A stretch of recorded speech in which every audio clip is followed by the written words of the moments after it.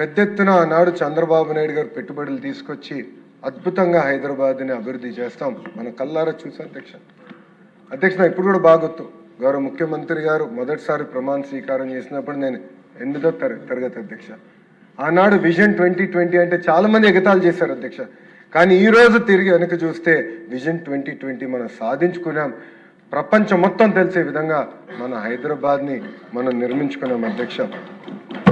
ఒక మాటలో చెప్పాలంటే ఆనాడు ఆంధ్ర రాష్ట్రం శరీరం అవుతే హైదరాబాద్ అనేది గుండెకాయలాగా నిలబడింది అధ్యక్ష.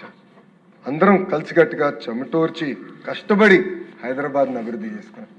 ఇప్పుడే మనోహర్ గారు చెప్పినట్లు ఆనాడు మెజారిటీ సభ్యులు కానివ్వండి ప్రజలు విభజించదు అని కోరారు. అయినా కూడా పార్లమెంట్లో టీవీలు కట్టేసి చర్చ లేకుండా హైదరాబాద్ని విభజించారు అధ్యక్ష.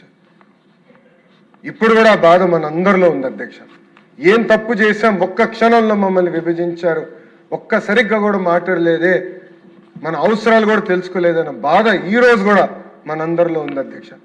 ఒక రాష్ట్రానికి ఏమో రాజధాని ఉంది, సచివాలయం ఉంది, అసెంబ్లీ ఉంది, మంత్రులు పనిచేసడానికి భవనాలు ఉన్నాయి, మంత్రులు ఉండేదానికి భవనాలు ఉన్నాయి అధ్యక్ష.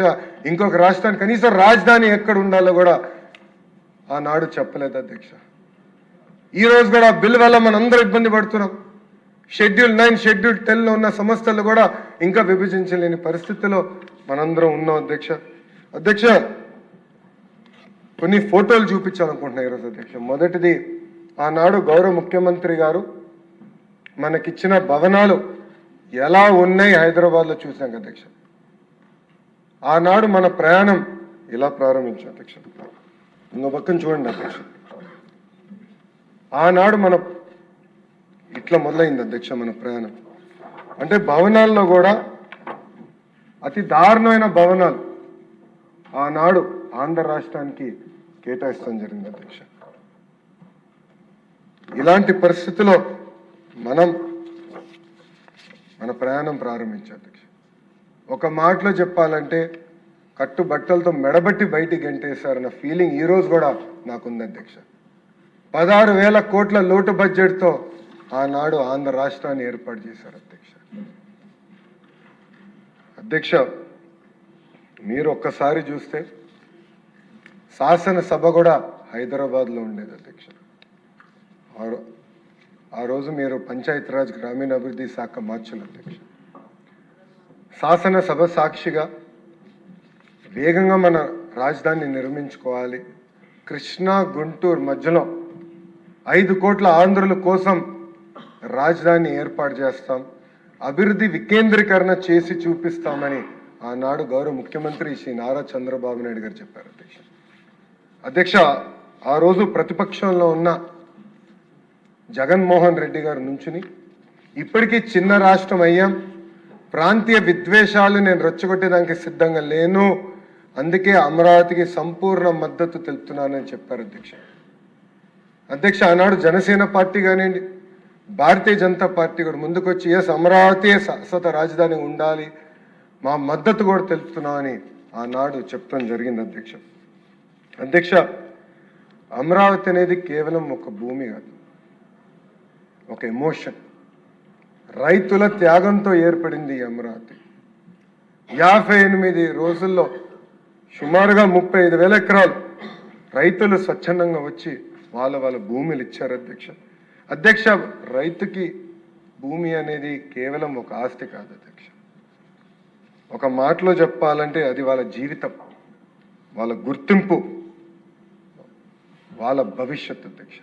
అలాంటి భూమి ఆంధ్రుల కోసం ఆనాడు రైతులు ఇచ్చారు అధ్యక్ష. చాలా మంది అంటే ప్రతిపక్షంలో ఉన్న చాలా మంది కూడా ఆనాడు రాజధాని గురించి కులాలు తీసుకొచ్చారు అధ్యక్ష. ఏదో ఒకే కులానికి మొత్తం ఇస్తున్నాం అని ఆనాడు అనేక ఆరోపణలు చేశారు అధ్యక్ష. మా బుచ్చే తాత గారు ఈరోజు చాలా స్పష్టంగా దానిపైన కూడా సమాధానం ఇచ్చారు అధ్యక్ష. ఒక దళిత రైతు గురించి చెప్తున్నాను అధ్యక్ష. పొన్నూరు నాగేశ్వరరావు గారు ఆనాడు రాజధాని కూడా భూమి ఇస్తే ధరలు పెరిగిన వల్ల వాళ్ళ పాపని MBBS చదివించగలిగారు అధ్యక్ష. వాళ్ళ అబ్బాయిని MBA కూడా పంపించారు అధ్యక్ష. ఇట్లా ఎంతమంది జీవితాలు మారిన అధ్యక్ష ఒక అమరావతి వల్ల అధ్యక్ష. అధ్యక్ష ఇప్పుడే పెద్దలు అన్నట్టు కేశవ్ గారు కూడా అన్నారు అధ్యక్ష, రాజధాని అనేది ఒక ఎకనామిక్ క్యాపిటల్గా ఉండాల్సిన అవసరం చాలా చాలా ఉంది అధ్యక్ష. ముందు చూపుతో రాజధాని ఏర్పాటు చేసుకోవాల్సిన అవసరం ఉంది అధ్యక్ష. అధ్యక్ష మనం చూసాం, హైదరాబాద్ నిజాం గారు ఏర్పాటు చేస్తే, సికింద్రాబాద్ బ్రిటిష్ వాళ్ళు ఏర్పాటు చేస్తే, సైబరాబాద్ని నిర్మించింది గౌరవ ముఖ్యమంత్రి చంద్రబాబు నాయుడు గారు అధ్యక్ష.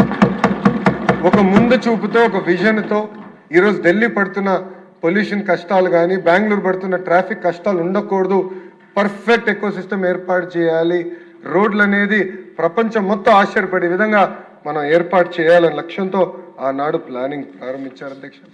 అధ్యక్ష ఒక్కసారి మనం చూస్తే 2014-19 మధ్యన అధ్యక్ష గౌరవ మంత్రి నారాయణ గారు చెప్పినట్లు ఆనాడు సింగపూర్ ప్రభుత్వాన్ని ఒప్పించి తీసుకొచ్చి మనం మాస్టర్ ప్లానింగ్ చేసాం అధ్యక్ష.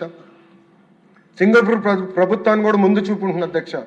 వాళ్ళు కూడా వాక్ టు వర్క్ మోడల్ పాటిస్తారు అధ్యక్ష.